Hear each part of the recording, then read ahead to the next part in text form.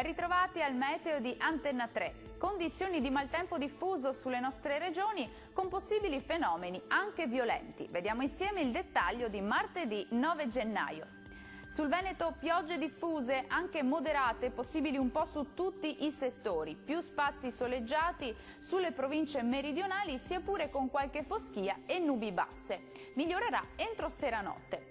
Diamo ora uno sguardo all'andamento delle temperature. Le massime saranno comprese tra 10 e 15 gradi, valori minimi tra 6 e 10 gradi circa.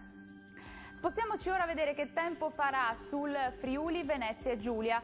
Anche qui condizioni di maltempo intenso su tutti i settori, con piogge diffuse anche di moderata intensità e con rischio di locali nubifragi. Generale miglioramento entro la nottata.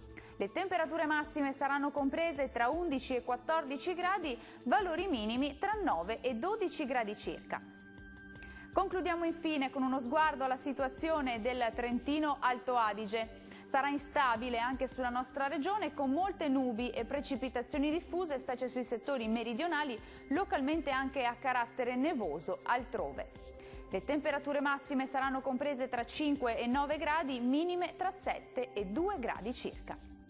Il mare sarà generalmente molto mosso, i venti moderati meridionali. Dal meteo per ora è tutto, arrivederci!